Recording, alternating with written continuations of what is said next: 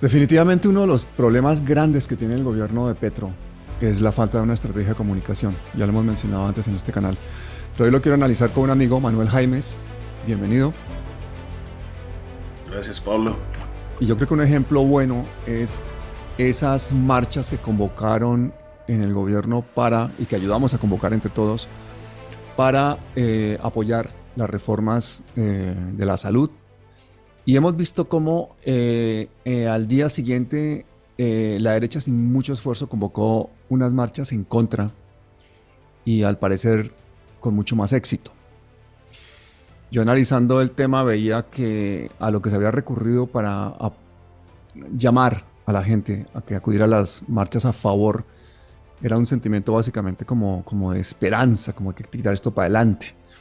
Mientras que el llamado que se hizo por parte de la derecha era de que esto era una cosa urgente y grave porque vamos a quedar sin salud, una cosa gravísima la que están haciendo estos tipos, y metieron miedo, y metieron rabia, y metieron indignación, que es un sentimiento mucho más fuerte. Entonces la gente pues no salió tan masivamente a la marcha de Petro y salió más masivamente a la marcha de la extrema derecha, y dije, bueno, este es un fenómeno ya de comunicación importante.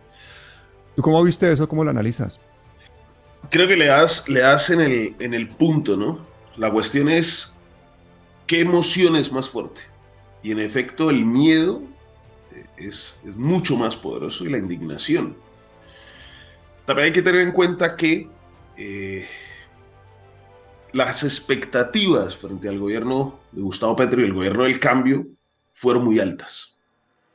La gente viene arrastrando una situación en el país bastante compleja, vota con toda la esperanza, con toda la alegría, pero es difícil que entienda que esto es un proceso y que por lo tanto requiere unos tiempos, ¿no? Que 200 años no se cambian en 6 meses. Pero la gente esperaba cambios y aún sigue esperando cambios con rapidez, con rapidez, ¿no? Eh, por otro lado, pues la derecha, sin embargo, aunque la derecha sale en algunas ocasiones, o salió en algunas ocasiones en algunas ciudades, yo creo que hay una gran diferencia y es que no están acostumbrados a la calle. En cambio, la gente que sale a apoyar la reforma, sí, hay una de las cuestiones es que es la gente más fiel o más militante y comprometida, ¿sí? El juego de las expectativas está ahí. Creo que el problema es que el gobierno comunique acertadamente qué son las reformas, ¿no?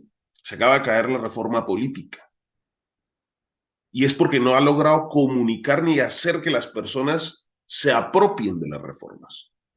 Y ahí hay un problema, es hacia dónde llegan las reformas. Las reformas le llegan a aquellos que han sido militantes toda la vida de un proyecto de cambio, más allá del pacto histórico, es decir, de diferentes partidos que en su momento fueron el Frente Social y Político o Polo Democrático Alternativo, etcétera, etcétera, ¿no? Diferentes organizaciones, sindicatos, pues a ellos les llega. Pero de ahí a la gran cantidad de colombianas y colombianos, pues igual no está llegando.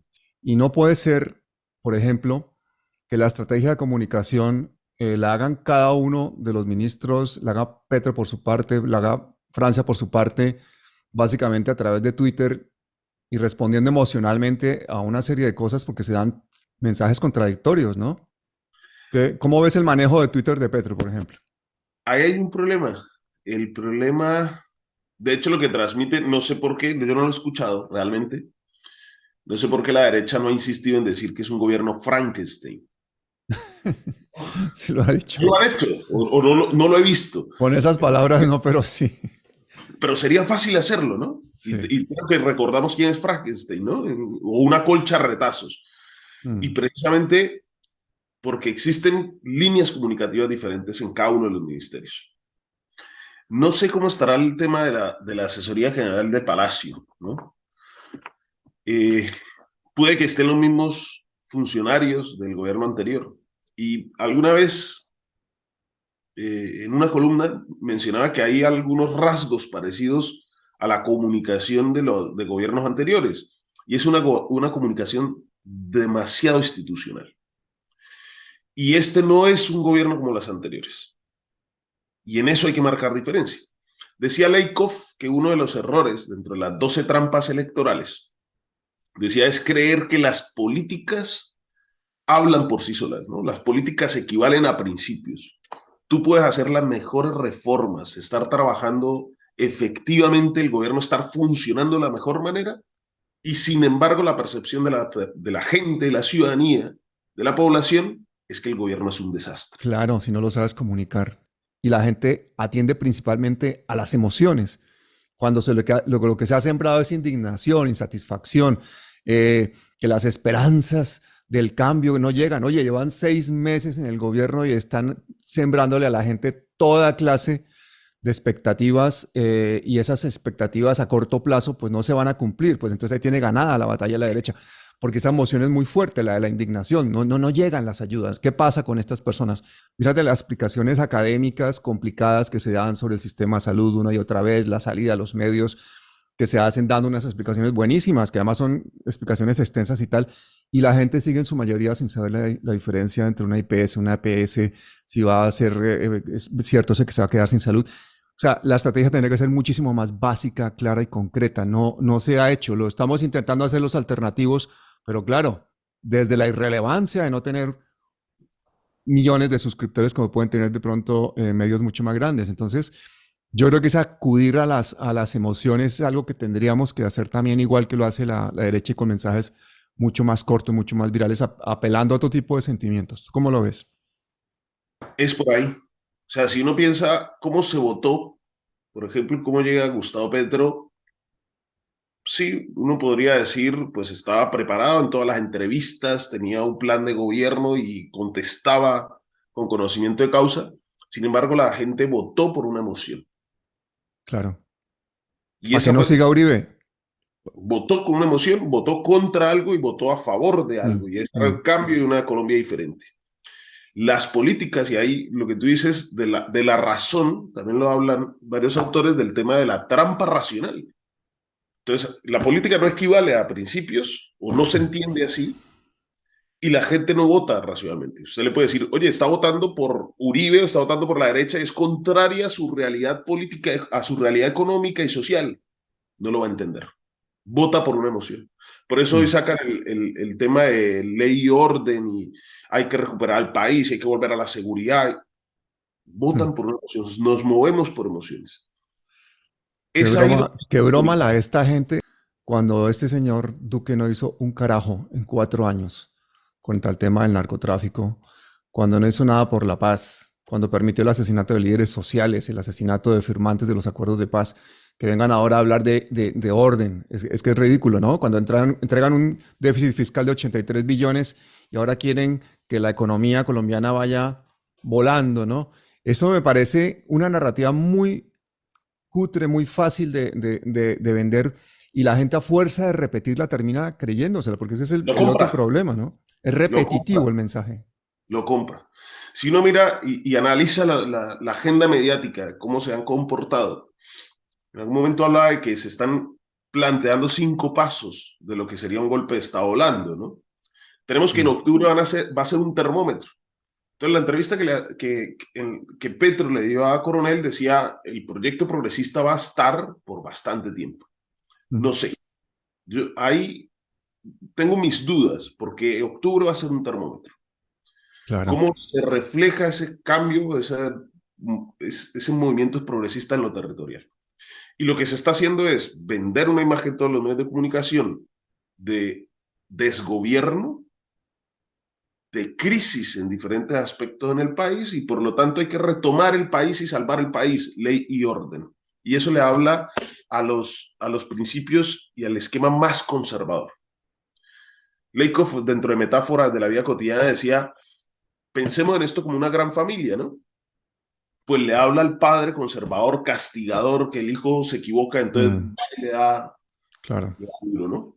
A eso se está apelando. Sí, A sí, eso que necesitamos un Bukele según la derecha, ¿no?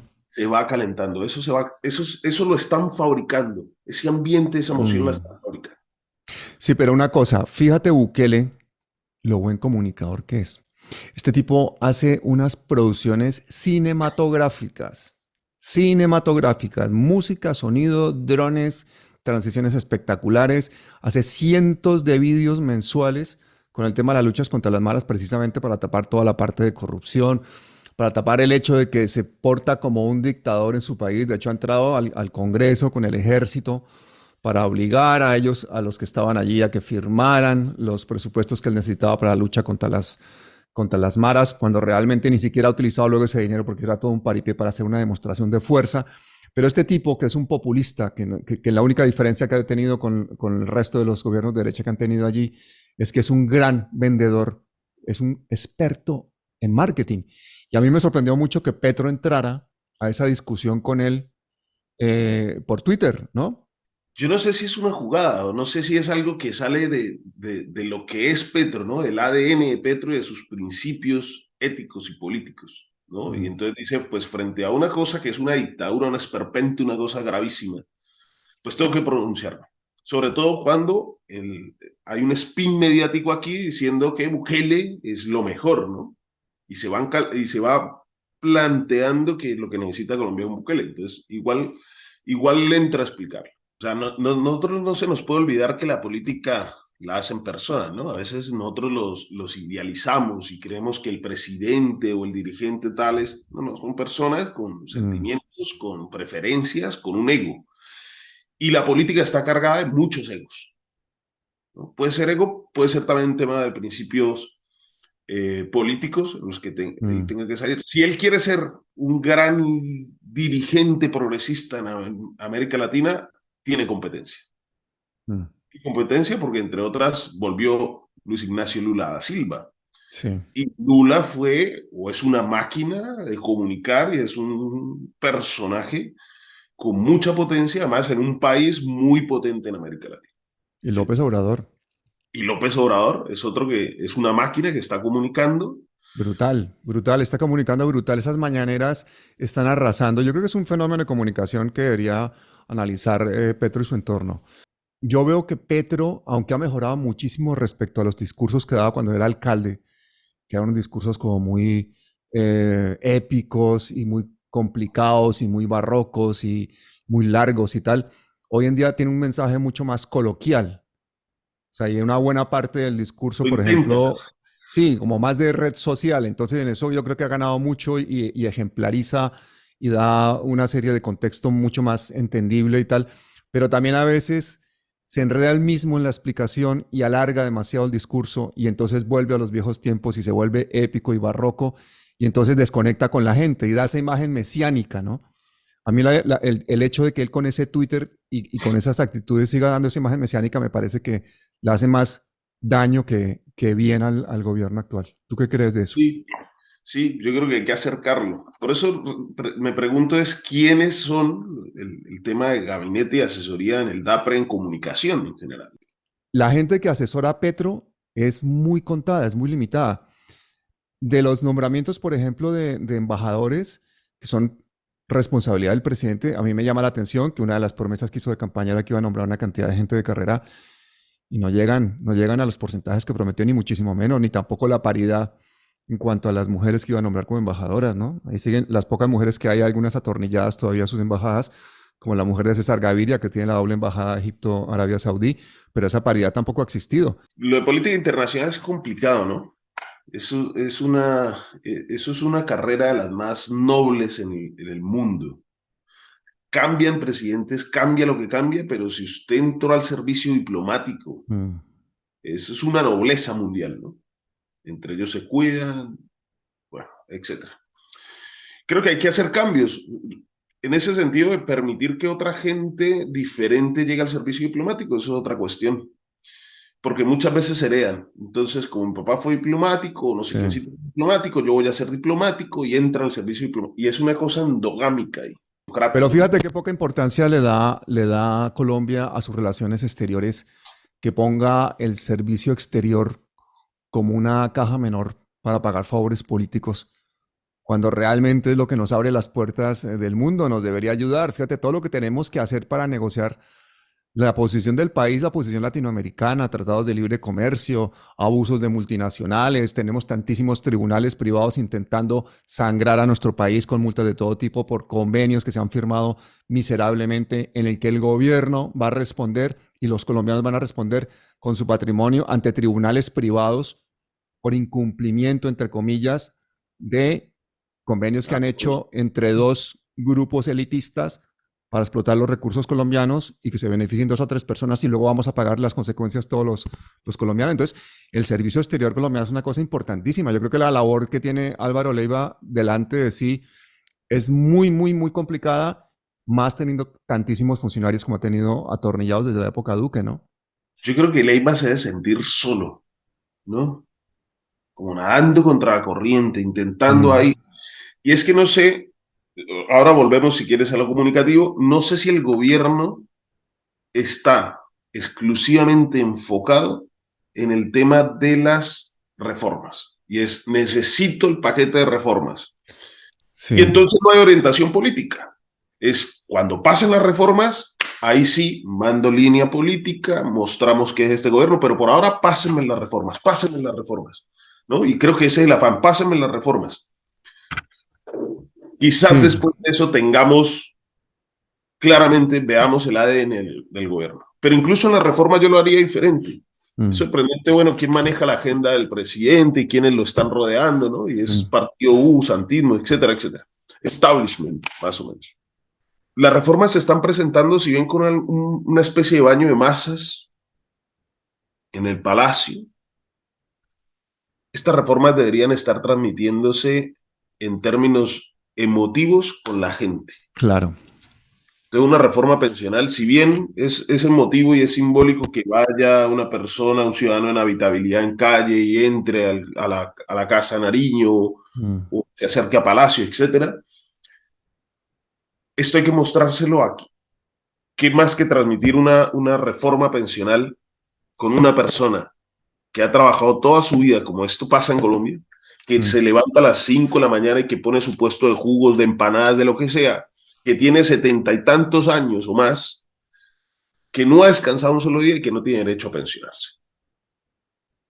Es con esa gente que hay que presentar y firmar la reforma Claro. y que hay que transmitirla, porque de lo contrario es una comunicación institucional muy plana y los medios de comunicación sirven lógicamente a unos intereses económicos Claro. que van a decir, cuidado con estas reformas. Pero ahí también Petro se ha saltado un poco al intermediario, porque una cosa que yo creo que es evidente fue que las elecciones presidenciales hubo un montón de ciudadanos que se volvieron comunicadores, desde sus redes sociales hicieron campañas. Yo conozco muchísima gente que ha recogido dinero, ha hecho campañas por todas partes en Colombia y fuera de Colombia, y algunos hasta nos hemos inventado medios de comunicación para ayudar.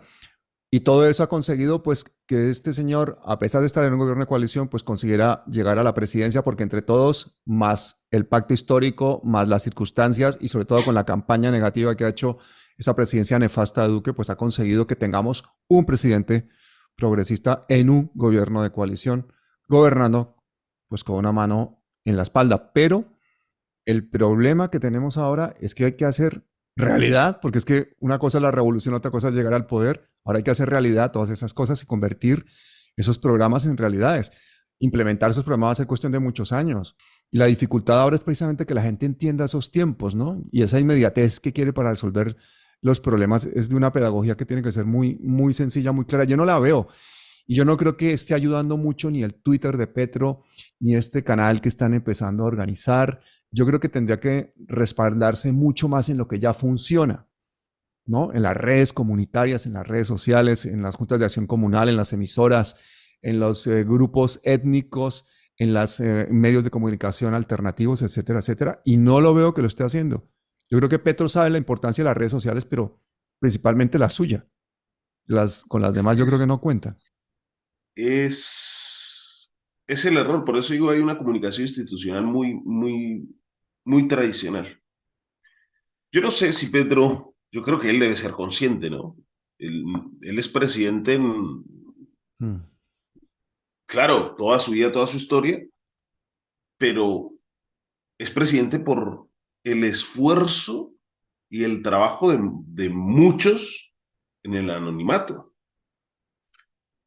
de años y años. Yo ahorita escuchaba a Pizarro, Oye, y de mucha gente que ha dado la vida, de sí, mucha gente que ha dado la vida. Esto ha costado muchos muertos. en efecto. Y Petro, bueno, vino a hacer ese punto de unidad, pero hubo gente desde lo más básico en su barrio y sin tener recursos, buscando cómo empujar el carro para llegar a la presidencia. Mm, mm, Esta gente está diciendo, necesita que le hable, necesita que le hable. Porque si no se sienten desconectados, sienten que el gobierno está por ahí.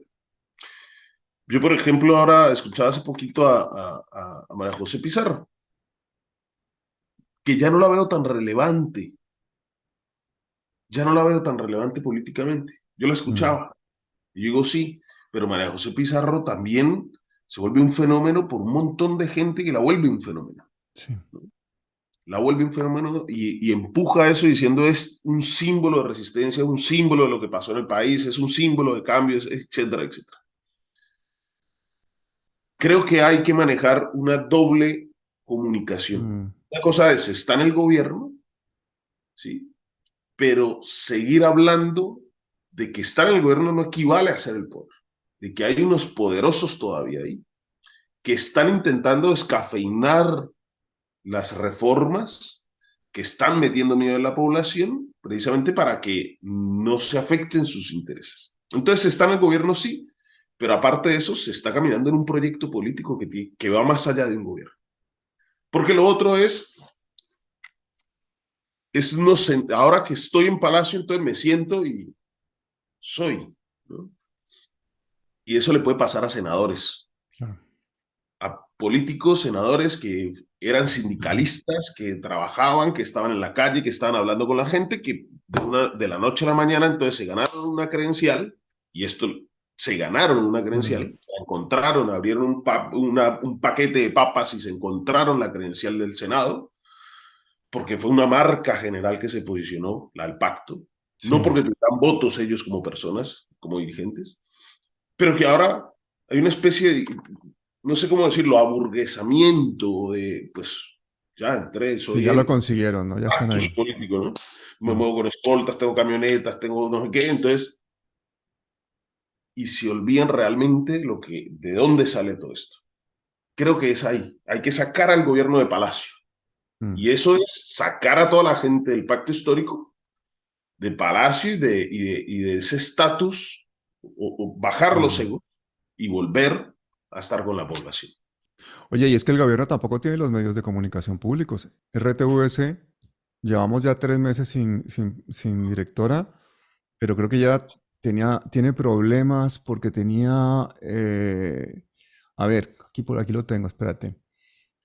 Aparece en una investigación en la que se adelanta en contra de Piedad Córdoba, ella, por negocios en Venezuela. Un expediente que reposa en la sala de instrucción de la Corte Suprema de Justicia, que es la actual gerente de RTVC. Entonces ahí se está perdiendo tiempo en muchas cosas y luego también se están haciendo nombramientos muy flojos. Fíjate, a mí, por ejemplo, sinceramente, el embajador en México, una persona que no tiene preparación de estudios, representándonos en un país tan importante, ¿no? La puerta nuestra hacia Norteamérica, un país hermano con un presidente progresista en este momento, me parece que es clave que haya ahí un embajador en toda regla. ¿Tú qué opinas de ese nombramiento? Mira, yo al principio me decían, bueno, Álvaro Moisés es senador, es embajador en México.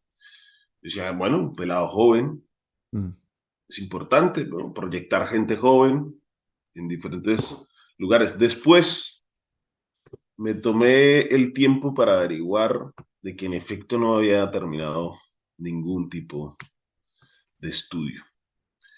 Y claro, uno puede decir, no, pero es que la educación reglada no siempre significa el conocimiento. Pero lógicamente también, sí, la educación reglada transmite un montón de cosas. Creo que es peligroso o no tanto peligroso, ¿cómo puedo decirlo? A ver, no solamente hay que ser, sino parecer.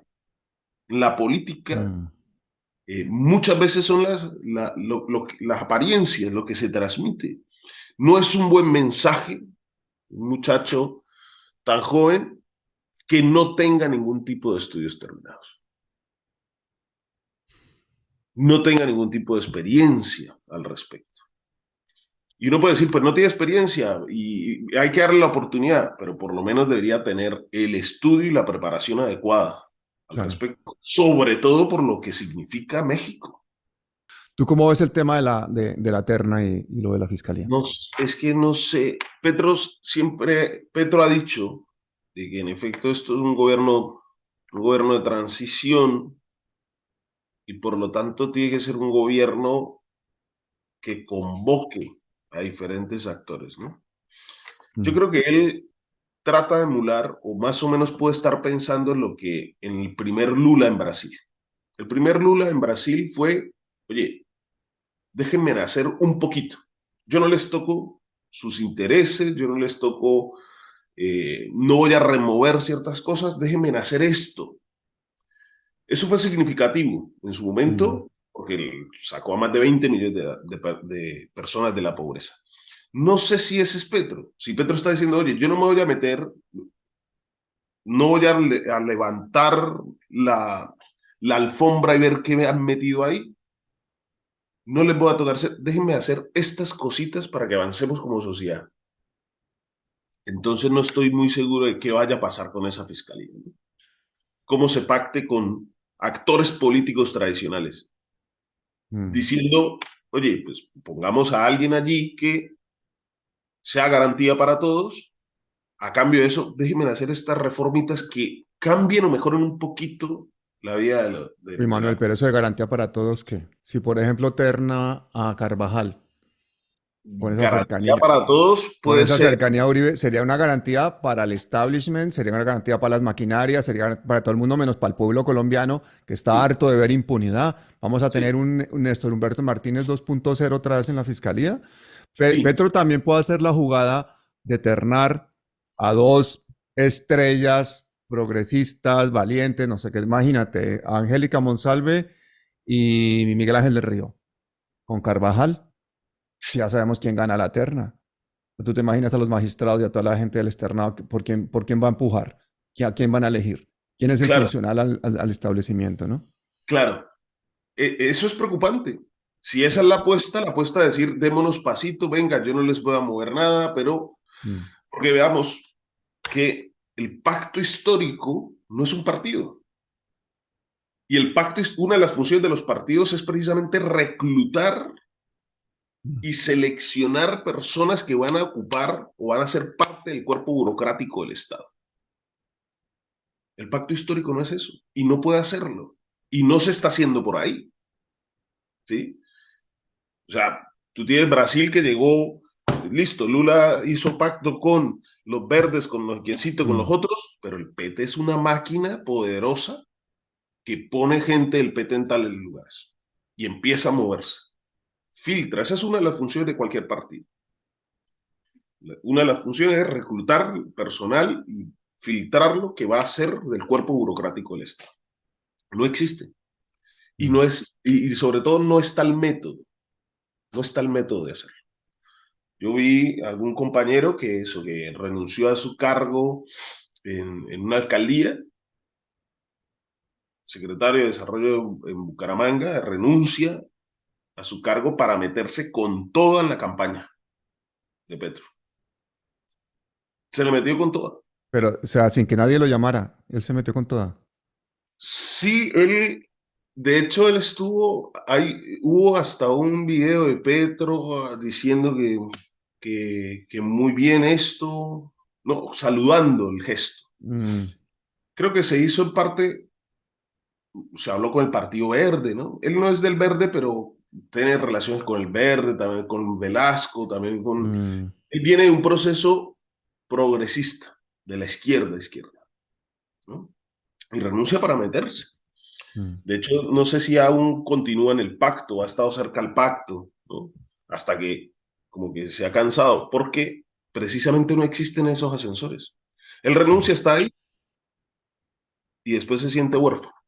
claro. Ninguno de los Uy, partidos así hay logró. mucha gente. Yo creo que, por ejemplo, el fenómeno de Holman Morris. ¿Dónde está Holman Morris ahora? ¿Qué va a hacer Holman Morris? O sea, Por ese eso tipo de digo, personas, no, ¿no? por eso digo, no sé si es que no haya gente, sino que no existe el mecanismo. Mm, No existe el mecanismo. Hay mucha gente, por ejemplo, nosotros vimos que en efecto en el gobierno pues le entregan a algunos partidos ciertas cosas. Un SENA, un ICETEX, un no sé qué, a este partido este ministerio, a este partido lo otro. ¿Tú sabías que existe la posibilidad de que Zapatero y el fiscal Barbosa sean fórmula presidencial? Imagínense Yo eso. lo acabo de leer y me puse estamos viendo una cantidad de gente que se está desmarcando. Ahí tenemos al señor Roy Barreras fundando un nuevo partido. ¿Qué opinas tú de ese mal necesario, entre comillas, llamado Roy Barreras, marcando distancias con el gobierno para despejar su camino hacia la presidencia? No, eso iba a pasar, necesariamente. Eso iba a pasar. Ahora bien, pues es que se necesitaba a Roy y se necesitaba a Benedetti y se necesitaba, pues, de otra manera no se hubiese llegado, ¿no? La cuestión es que pensemos en esto como un tren, una línea de tren. Mm, Hay estaciones y hay vagones. En algún momento, en una estación se tienen que quedar unos y hay que ir desocupando y cambiando, hay que ir parando en estaciones, ¿no? Entonces, hasta cierto punto llegará el liberalismo de Gaviria o los conservadores hasta esta estación. mm, Ahí está la cuestión de abrir el gobierno. Abrir el gobierno no es solamente que salga de la Casa Nariño, sino que esté en la calle con la gente, pero que además la gente le critique y le exija. sí. Y esto tiene que ser, y esto requiere grandeza por parte de quienes están en el gobierno. De que la Mm, gente en la calle exigiéndole no quiere decir que sean ni traidores, ni ahora, no, no, no. La gente tiene, mira, recuerdo que Lula en su posesión dice, este es mi gobierno, ustedes votaron por esto. Si mm, mi gobierno se equivoca, se mueve o no cumple, a la calle exíjanme. ujú. Así se cobren, ¿no? Muy Cobren, bien. salgan a cobrar, exíjanme a mi gobierno. Porque él Petro sabe, también lo dijo, pásenme por encima, pásenle al gobierno por encima. Cuando sale Petro a explicar, por ejemplo, en la presencia de su hermano en la cárcel, con estos parapolíticos y toda esta gente, la explicación era muy sencilla. Yo no tenía ni idea de eso, mi hermano le han hecho una trampa y ya está. Qué bobada haber ido allá. Ya está. Y eso fue lo que al final tuvo que haber dicho. No, Derrida, de construir el perdón social, la filosofía, ese tipo de explicación no le llega a la gente porque lo que sí le llega es el mensaje de la extrema derecha. ¿Sí ve? Ahí está el hermano de Petro negociando con parapolíticos y con corruptos la impunidad. Y ese mensaje es contundente y claro porque apela otra vez, como hemos dicho, a un fenómeno que es la indignación, un sentimiento, una emoción muy básica. Mientras que la explicación filosófica de Petro apela nuevamente a la esperanza, ¿no? no, si no ve las entrevistas de Petro, son muy buenas, pero ¿quién se mama 1 hora 40, Es brillante, una hermano, hora es 20, brillante, es ¿no? brillante. Y los medios de comunicación van a hacer lo que van a hacer. Sí, Van a coger, van a recortar y coger el titular y el titular donde le dé a sea contrario al gobierno. O sea, alimentar a una Vicky, alimentar a no, unos medios que no hay que alimentarlos, hay que estar no, con la gente, hay que estar en otros lugares, ¿sí? claro. No Eh, alimentarlos. Pero yo quiero preguntarte por una cosa muy concreta. ¿Qué opinas de la entrevista de Petro con Coronel? Federico Gómez Lara y Daniel Coronel, ¿no? Sí, Poli bueno, poli malo. O sea, se van a hacer siempre recortes y se van a generar titulares. Hay que tener mucho cuidado con a quién se le dan esos titulares. Viendo la entrevista en general, transcribí varias cosas donde le dicen, usted como padre y presidente, eh, no, no le causó curiosidad lo de sus hijos, nunca le ha dicho a sus hijos qué hacer, mm, ni cómo hacer, ni qué estudiar, ni no sé qué. Uno puede decir, pues está humanizando al personaje. Sin embargo, lo que hay de fondo es hablándole, la gente puede entender, esto vuelvo a Lakoff, metáforas de la vida cotidiana, la política como la familia. Y lo que ocurre en esa entrevista es hablarle a lo más conservador y a la familia, ¿no? claro. Entonces, un padre que no lo crió, padre ausente, un desgraciado Ujú, que se fue y no sé qué. Y la gente queda con eso, ¿no? Y entiende que alguien que no es capaz de tener una familia en condiciones ni de cuidar de una familia, ¿cómo puede cuidar del país? Pero ahí está la inteligencia de Petro. Petro se llevó la conversación hacia allá y no hacia la responsabilidad política que tenía de haber tenido a un hijo haciendo que él apoyó para la campaña para la gobernación, que es parte de la Colombia humana y que y el cual apoyó a él para la campaña presidencial. O sea, esa parte no se habló prácticamente. Ellos podrían haber sido mucho más incisivos esos dos periodistas y no estoy haciendo de abogado del diablo, es que es una realidad. Al final Sí, se fue hacia ese lado, ¿no? O está sea, lo la que parte parecía que humana, era, ¿no? Y la crianza. Pero yo considero que es peligroso. claro. O sea, yo creo que era más fácil agarrar el toro por los cachos. Mm, Es hablar de la responsabilidad política y crucificar a quien toque crucificar en lo político. Porque lo familiar, la gente vota por un padre. O sea, sí, recuerden que a Duque en las entrevistas en muchos casos decía, "Ah, ¿qué música le gusta? Esta me gusta.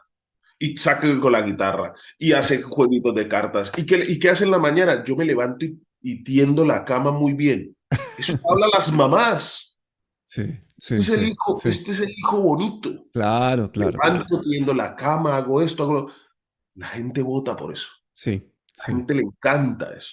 Ahora es un Las padre ausente, un padre emociones. que se fue, un padre que... Emociones, Mm, emociones. Creo que ahí, por eso ellos aceptan ir para allá, mm, aceptan ir para allá. Porque puede que usted sea lo más inteligente, el intelectual más grande, mayor formado, pero, oye, es un desgraciado con su familia, por ejemplo. Él claro. podría haber explotado si vaya, tiene que explotar o hablar de la visión del padre progresista, que ahí creo que se quedó un Mm, poquito, porque precisamente Coronel y mm, Lara lo llevaban a la visión conservadora, sobre todo Lara, sí. insistía en el tema conservador, porque la visión de Pedro es progresista. Claro, Entonces, el oye, poli no le malo, voy a porque decir, Coronel no le voy a intenta decir a mis dar. hijos que hagan, ni que estudien, ni no sé qué. Yo le doy las herramientas para que ellos busquen qué hacer en la vida, Mm, persigan su felicidad, se desarrollen a plenitud. Y creo que claro. ahí es donde los otros insistían en llevarlo al esquema conservador de la familia. Mm, mm. El pater familia que debe estar ahí, debe regañar, debe, ¿por qué no estuvo ahí con sus hijos? Entonces es un mal padre.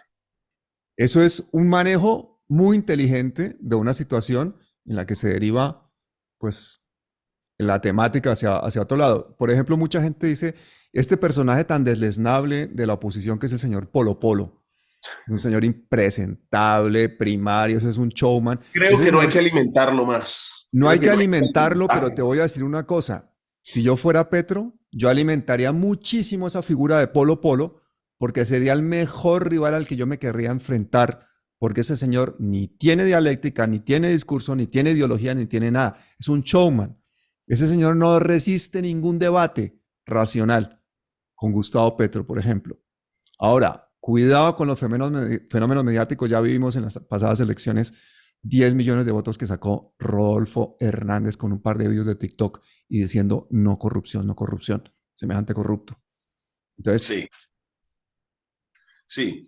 No, uno puede coger, diría, bueno, no alimentar a Polo Polo, eh, o alimentarlo en el sentido de transfigurarlo, en efecto, mostrar lo ridículo que es. Pero no es solo Polo Polo, es que estos fenómenos han estado ahí. Recuerdo además Black Mirror, en algún momento en uno de sus capítulos hablaba de cómo la gente votaba por una figura hecha de la nada, ¿no? Artificial. sí, Se vuelve un esquema mediático y la gente vota. Es un el personaje. outsider, el outsider.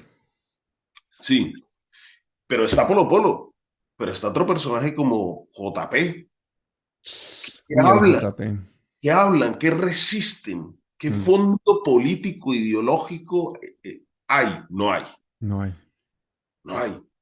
No hay una visión de país, no hay ni siquiera, creo que ni siquiera los conceptos más básicos de la política y del Estado están ahí. Pero JP tiene un conocimiento básico. JP tiene 1 millón de suscriptores en YouTube, ¿vale? La fórmula es muy sencilla. Tú haces vídeos de escándalo, reaccionas a noticias continuamente, sueltas vídeos uno tras otro corticos y entonces vas cogiendo muchísimos suscriptores. O sea, canales serios, canales de análisis de derechos humanos, eso no lo van a hacer nunca porque eso va en contra de los principios de la mínima ética de comunicación. Aunque tú no seas ni comunicador ni periodista, si ya tienes un mensaje que está hecho para ganar suscriptores, para ganar dinero, para vender amarillismo, pues eso ya desdibuja lo que eres tú. Entonces muchísima gente no hace eso. Este tipo de personajes sí. Y ahora en el Congreso sigue haciendo lo mismo. No es una persona que responda a una ideología, sino a un momento y que tiene una agenda muy sencilla. Esas son agendas fáciles de cumplir, pero de poco recorrido. Hasta que aparecen fenómenos que pueden recorrer mucha más distancia, como pueden ser Donald Trump. Entonces, cuando dices el fenómeno populista de derechas, Sí. el pseudoprogresismo, todos estos comunicadores autodidactas, como puede ser este señor JP, como puede ser este señor Polo Polo y tal, todo ese oportunismo a veces da unas sorpresas electorales brutales. La estuvimos a punto de perder las elecciones por 800,000 votos con Rodolfo Hernández, ¿no? Hay que trabajar en que se regule. Nuestro país no es un país que lea tanto, ¿no? Mm.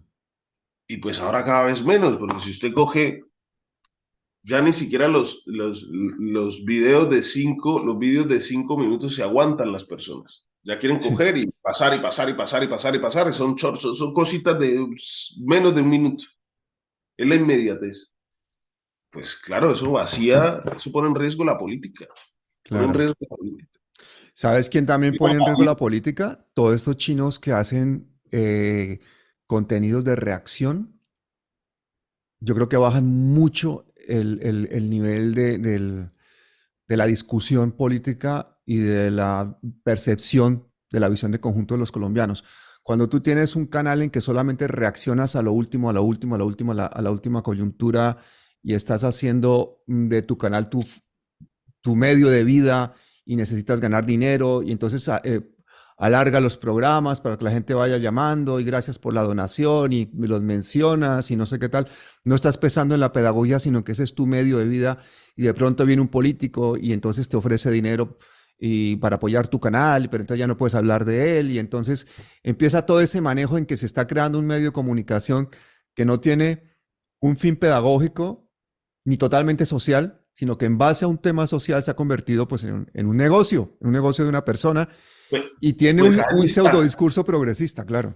ahí está en donde tiene que trabajar el gobierno de Petro, la comunicación. Y tiene que hacer un trabajo de pedagogía muy importante y de politización de la sociedad. El movimiento del paro, hace poco, muchos jóvenes pensaron que con ellos nació la historia y que fue el paro y que ellos lograron cambiar, Mm, conociendo todo lo que ha tenido que pasar nuestro país. Hay que insistir en el proceso de politización y hay que buscar o crear un nuevo ecosistema mediático, un nuevo sistema mediático que entre a las redes sociales y que haga esa pedagogía y que haga esa politización. Yo tengo que revisar los datos, pero en Colombia estábamos cerca del uso del teléfono móvil, el mm. uso del celular, cerca de las 8 horas. 8 horas La gran diarias. mayoría, 8 horas. Eso es una cosa increíble, Uy. impresionante, ¿no? Impresionante. O sea, vivimos colgados a este aparato, Mm. permanentemente. ¿No? Es que cada 2 por 3 lo miramos. Y es básicamente consumo en redes y es un consumo Mm. eh, de la cosa más superficial. No es que yo coja el teléfono y esté en mi salud digital en el teléfono, que vienen, ya los teléfonos lo traen, me Mm. diga, es que estuvo buscando en Google esto y estaba leyendo un libro o estaba investigando. No, no, son redes sociales y son cosas de lo más estúpido. Sí, Un Manuel, a riesgo. propósito de eso, por ejemplo, hay fenómenos como estos pelados de Bogotá que se llaman con ánimo de ofender, que Sí, son chistosos, que se reunían en parches en la calle y no sé qué, y bla, bla, bla. Es básicamente pues como hacer humor en base al bullying que se hacen entre ellos, no sé qué, entonces han crecido muchísimo, hacían vídeos de millones de personas. Eh, son eh, fake news también, tienen una Fox cosa así. News, Fox News, pero yo Recientemente vi un programa, porque yo a veces los veía y me reía y no sé qué tal. De hecho, yo invité a Camilo Sánchez al programa y al otro, al Mago también. ¿Por qué no vienen? Porque ellos eran pro Petro, no sé qué. Y en esa época dije, pues soy entre más gente joven de pedagogía mejor y tal. Y últimamente he visto que llenan teatros por Colombia en que va la gente joven a reírse. Y un día me quedé viendo un programa de estos y estaban riéndose, hermano, haciendo chistes de cómo habían descuartizado y matado a la DJ esta. Sí. Yo dije, esto ya ha tocado, mejor dicho, el límite de lo admisible. Porque si nuestros jóvenes están llenando teatros para ver masivamente, hacer chistes en base a un crimen abominable, estamos cometiendo el mayor de los crímenes realmente nosotros, que es cambiarle los valores a la juventud por unos valores en el que incluso cosas abominables son entretenimiento. A mí me puso eso súper triste. Luego estuve mirando más programas de ellos y efectivamente es una cosa reiterativa, hacer apología de la violación, reírse de todo tipo de asesinatos, o sea, y la gente llenando sitios muy grandes por todo el país riéndose de eso, ese tipo de juventud, en base a que todo vale y como es humor negro, entonces pues se puede decir lo que sea y se puede hacer lo que sea. Y Bueno, yo me el pregunto humor negro, si su hermana o su madre o su tía o alguno de sus familiares fuese la víctima, ¿también harían el chiste? el humor negro, por ejemplo, el humor negro es algo muy interesante, pero hay que ser demasiado inteligente para hacerlo sin que... Sin Para mí, ofender. sí, sí. Los judíos tienen un humor negro bastante interesante, ¿no? O- pero lo de estos muchachos es preocupante. Nosotros como país, sociedad, estamos enfermos. Eso hay que decirnoslo. ¿Cómo viene a saber uno que está enfermo y que el país está enfermo cuando sale del país? Sí, eso es Cuando uno verdad. sale del país dice, a bestia, nosotros tenemos los valores completamente invertidos, normalizamos la Sí, muerte, normalizamos un montón de cosas que no son normales. Somos un pueblo medio sí. anormal. Estamos enfermos. La primera vez que salí, tardé como unos 5 o 6 años en ir a Colombia. Cuando llegué, dije, no ha pasado nada. Todo sigue exactamente igual. Sí. Yo ahora en Bucaramanga me preocupó porque yo dije, era la ciudad bonita, la ciudad de los parques. Ujú. Es un desastre. Decía, pero es caótico. Claro, ahí está el tema de que no, pues migración, presión migratoria de un país hermano, y entonces vinieron, entonces es caótica, se conduce mal, Mm. asaltos, es caótica completamente. Yo creo que tiene que ver con que no existe una visión general de país. Nosotros tenemos un mito fundacional. Colombia, los colombianos se levantan Mm. de aquí contra la corona española, el tirano, tal, tal, tal, y se funda. Lo que no sabemos es qué es Colombia. No hay un proyecto de país. Por lo tanto, no hay proyectos de ciudad. Y una ciudad, por ejemplo, como Bucaramanga, que es lo que conocen ciudades intermedias que están teniendo un crecimiento, entonces una presión demográfica importante. Si no hay un concepto de ciudad, la ciudad va a ser caótica. Le pasó a Nueva York en los años 60, 70.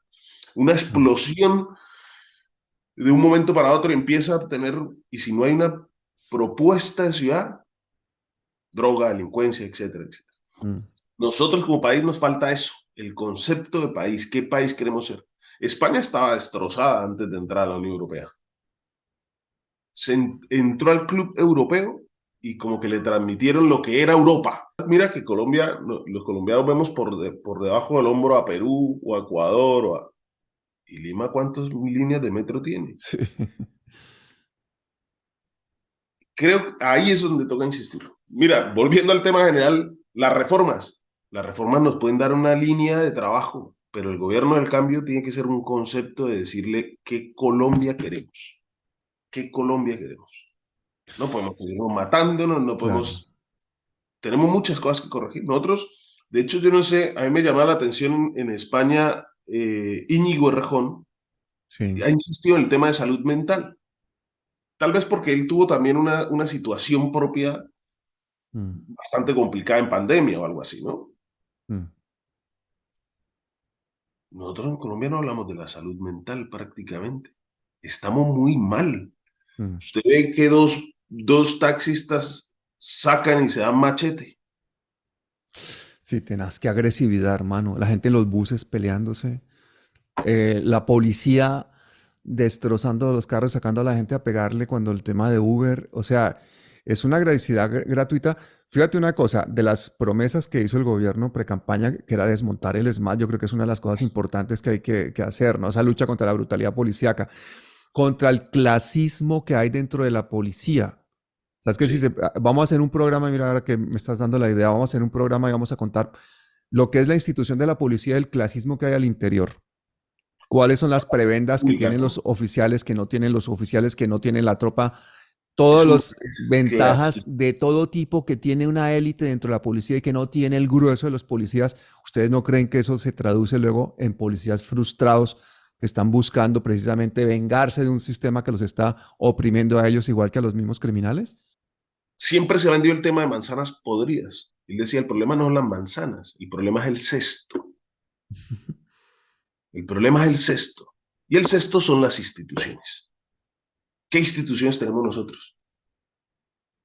Pues es que si no funciona hacia esa división, esa desigualdad, ese clasismo, eso está en la sociedad. Por eso usted no sabe quién soy yo. La gente cree que lo que le importa es ser alguien, ¿no? Mm, Y el país está destrozado. Hay que refundar ese país. Tenemos que refundar el país.